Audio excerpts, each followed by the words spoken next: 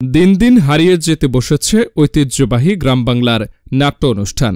তবে এই ঐতিহ্যকে নতুন করে ফিরিয়ে আনতে ঢাকার ধামরাই উপজেলার টেলিগ্রাম সমাজ কল্যাণ সমিতির উদ্যোগে এক নাট্য অনুষ্ঠানের আয়োজন করা হয়। অনুষ্ঠানে মঞ্চস্থ করা হয় নাটক সৎমা। অনুষ্ঠানের উদ্বোধন করেন বালিয়া ইউনিয়নের প্যানেল চেয়ারম্যান বিপ্লব সরকার। প্রধান অতিথি হিসেবে উপস্থিত ছিলেন ধামরাই উপজেলা যুবদল নেতা ও বালিয়া ইউনিয়ন পরিষদের চেয়ারম্যান পদপ্রার্থী মোহাম্মদ সজিবুজ্জামান রুবেল। বিশেষ অতিথি হিসেবে উপস্থিত ছিলেন ধামরাই উপজেলা যুবদল নেতা মেহেদী হাসান বাদল। এছাড়াও অনুষ্ঠানে আরও উপস্থিত ছিলেন মোহাম্মদ আব্দুল রশিদ সহ স্থানীয় গণ্যমান্য ব্যক্তিবর্গ। নাট্যপ্রেমীদের মতে এমন উদ্যোগ গ্রাম বাংলার হারিয়ে যাওয়া সংস্কৃতিকে নতুন করে জাগিয়ে তুলতে গুরুত্বপূর্ণ ভূমিকা রাখবে।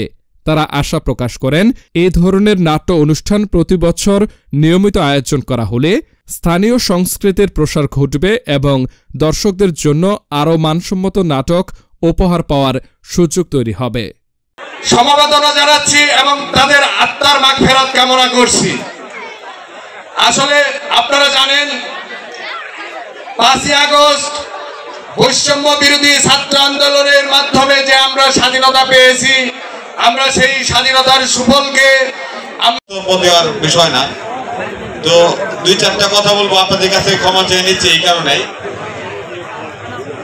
তো ইতিপূর্বে আমরা দীর্ঘদিন আসলে কিন্তু এই অনুষ্ঠানে অনেক কিছু কথা জমা রয়ে গেছে।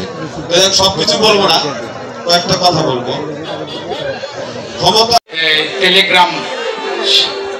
টেলিগ্রামবাসীকে অত্যন্ত ধন্যবাদ জানাই ভাষার মাসে এরকম একটা অনুষ্ঠান উপহার দেওয়ার জন্য।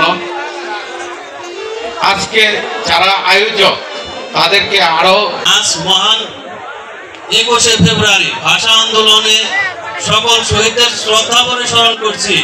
আজকের এই সমাজ কল্যাণ সমিতির